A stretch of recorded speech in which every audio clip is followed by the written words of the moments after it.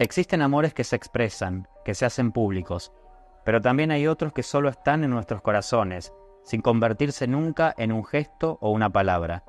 Puede que sean recíprocos o simplemente que se inscriban en nuestra mente. El amor puede tomar todas las formas y pintarse de cualquier color. A veces nos cruzamos con personas que pasan un tiempo breve por nuestras vidas, pero dejan un rastro eterno en nosotros. Quizás ese era el destino de Mr. Big.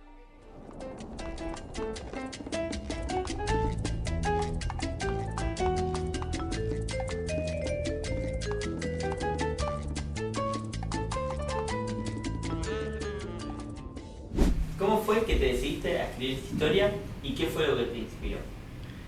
Bueno, cuando me enamoré de Mr. Big es mi primera novela.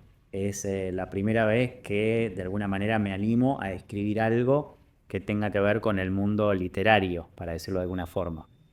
Siempre me dediqué a investigar, a escribir textos académicos y esta vez fue la primera vez que me animé a algo distinto. Y la verdad que no fue un proceso fácil, una decisión fácil, porque obviamente tenía mucho temor. Yo soy más bien bastante perfeccionista, me gusta revisar y hacer todo con mucha minuciosidad. Entonces pasar de un ámbito al otro, la verdad que era algo que me generaba de alguna forma un poco de temor.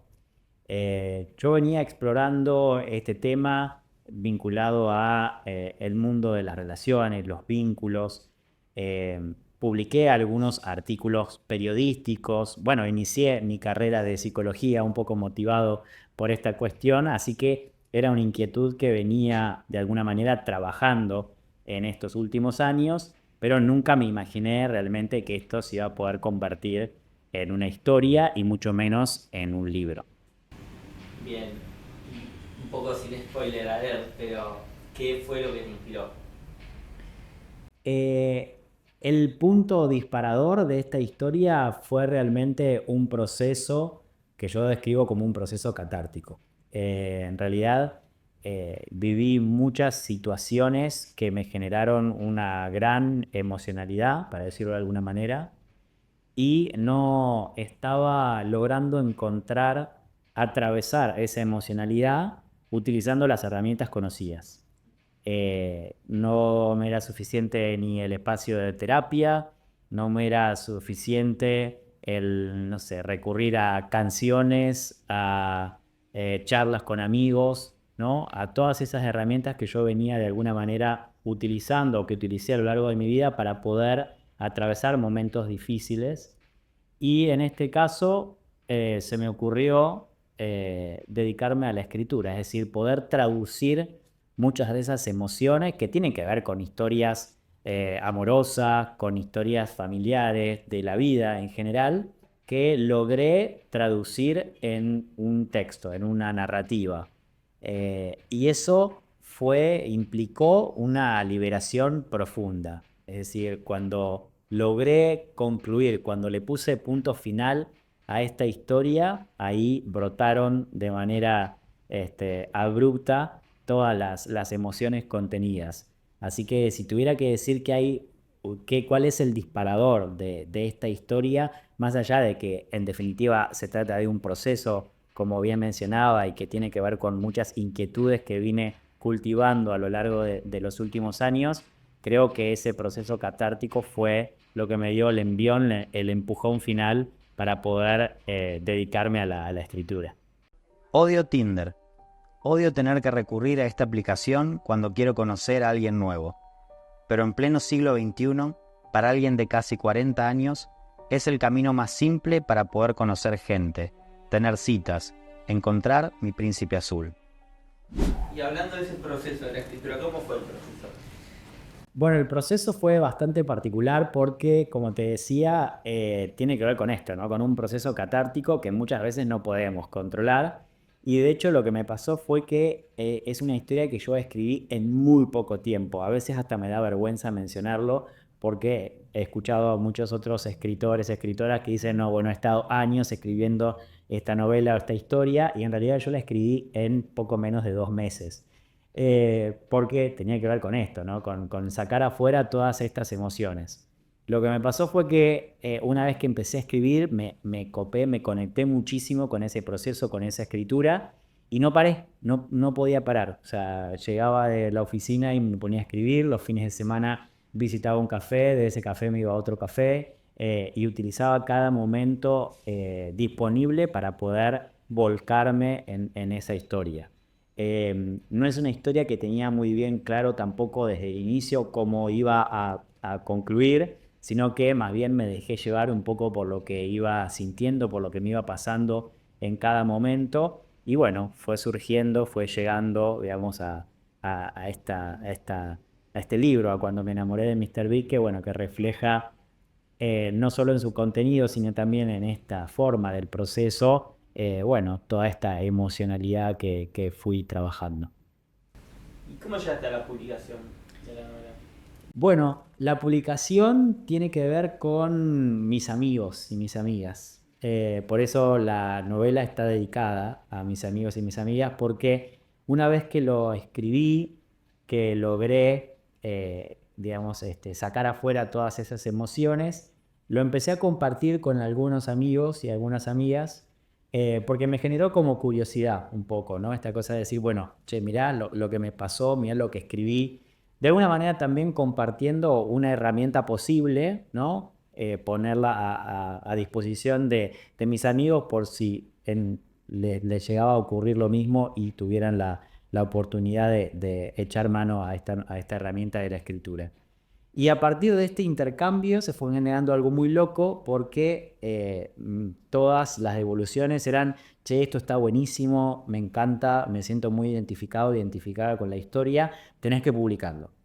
Y un poco fue a partir de esa insistencia que fui haciéndome a la idea de la posibilidad, ¿no? de publicarlo realmente. O sea, era algo que yo no había pensado, no es que yo arranqué a escribir esta historia diciendo, bueno, lo voy a convertir en un libro y esto lo voy a aplicar. O sea, no estaba claramente en mis planes, sino que bueno, fue a partir de esta insistencia, de esta propuesta, para decirlo de alguna manera, de mis amigos.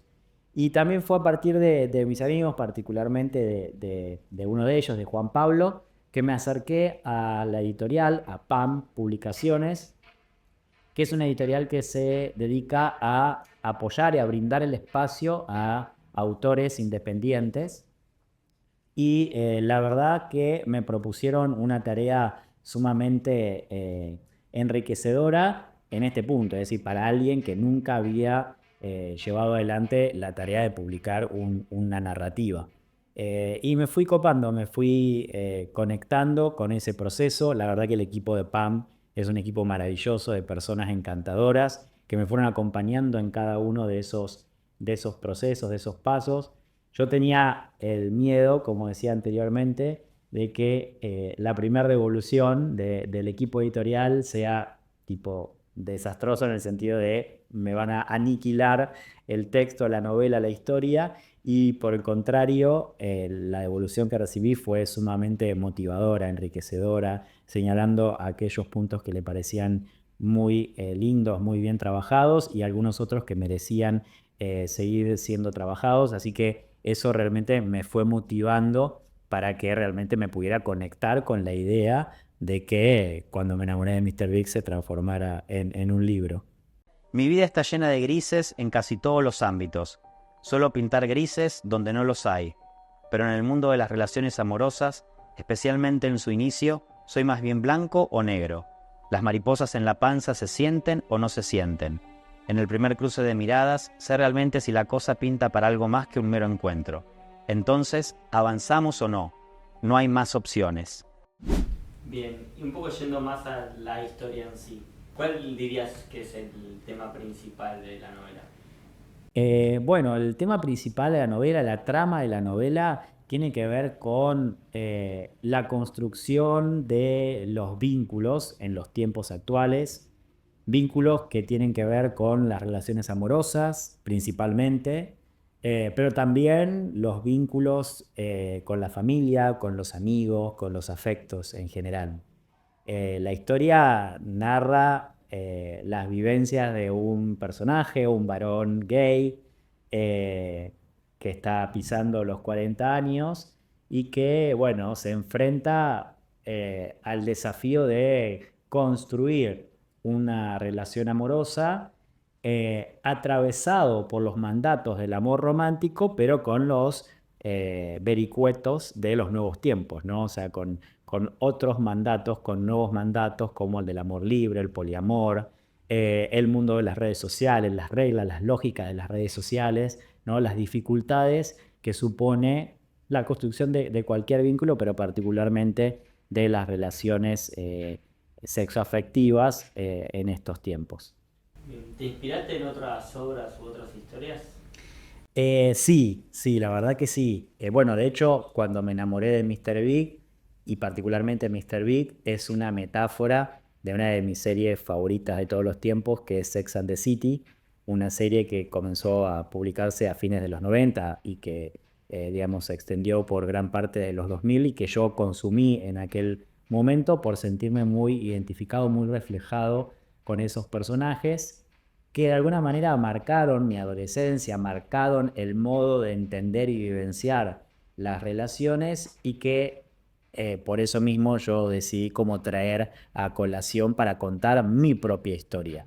Eh, una historia que tiene mucho de realidad, mucho de ficción, pero que en definitiva soy yo quien la escribió, digamos, quien en secuencia refleja, digamos, las ideas, los pensamientos, las contradicciones que vivencié durante todo este tiempo, que continúo vivenciando en torno a las relaciones, los vínculos. Así que podríamos decir que Sex and the City es una metáfora que me ha permitido, de alguna manera, como decía, narrar mi propia historia. Y también muchas otras lecturas, digamos, que he construido, que hemos tenido a lo largo del tiempo y que me han permitido construir un poco esta historia. En aquel café de barrio, a miles de kilómetros de mi mundo, pero conectado con mi historia y mis afectos, entendí que la vida no es color de rosas, que está repleta de momentos buenos y otros no tanto, y que el amor no tiene un único significante. Son amores románticos, de príncipes y princesas. Es el amor de nuestros amigos, de nuestras madres y abuelas, de nuestras familias. Son los gestos más simples y a la vez grandilocuentes, lo que nos permite crecer y experimentar lo más maravilloso de nuestra mismísima existencia. Ese es el verdadero poliamor. ¿Y quién es Mr. Big? Qué buena pregunta. Porque por lo general siempre me hacen esa pregunta para ver si hay un Mr. Big de carne y hueso. Y lo hay, por supuesto que lo hay. Pero en realidad, como te decía, Mr. Big es más bien una metáfora, ¿no? En Sex and the City, Mr. Big es el amor de la protagonista central de esta historia, que es Carrie Bradshaw, interpretado por Sarah Jessica Parker. Y Mr. Big es este personaje que por un lado la conquista, que por un lado le ofrece el amor romántico, el del príncipe azul, el de los cuentos de hadas, pero por otro lado, como cualquier vínculo de la realidad, bueno, le genera otro tipo de sentimientos, de emociones, le rompe el corazón, para decirlo de alguna manera, ¿no? Entonces, quise traer a colación esta metáfora, este personaje, no solo para representar, para ponerle nombre a estas personas de carne y hueso que no puedo nombrar de manera explícita, pero también bajo esta idea de que todos, todas tuvimos alguna vez algún Mr. Big o alguna Mrs. Big en nuestras vidas y a su vez todos, todas también fuimos el Mr. Big o la Mrs. Big de muchas otras personas, ¿no? Es decir, de ponernos un poco a jugar ese rol que de alguna manera nos ha tocado atravesar en nuestra vida cotidiana. Bien. ¿Y qué del proceso, qué fue lo que más disfrutaste? Bueno, el proceso, como te decía, fue sumamente loco desde el inicio. O sea, este proceso catártico ya arrancó con una movilización de emociones enorme. El día que, como te decía, puse punto final a esta historia, realmente fue un día de descarga, de llanto, de emoción muy profunda. Después fue casi como un juego, digamos, poder concretarlo, transformarlo en un libro, una idea que yo no tenía desde el inicio y que pude ir construyendo, fue realmente eso, fue como jugar un poco al ser escritor, con lo cual fue muy divertido. Pero yo creo que lo que me está pasando hoy con la devolución de los y las lectoras de la novela es sin duda alguna lo más gratificante. Yo creo, y esto obviamente lo han mencionado muchos escritores y escritoras, de que el proceso de escritura es un proceso muy solitario, ¿no? Porque uno se sienta frente a la computadora, frente al lápiz en papel y escribe en soledad. Pero ese es un proceso que se termina de completar cuando eso que uno escribió, cuando esa obra que uno plasmó en el papel es interpretada, es leída por otros, por otras, y se conectan con su propia interpretación, es decir, con la lectura, valga la redundancia, que esa persona haga de la historia que yo decidí compartir.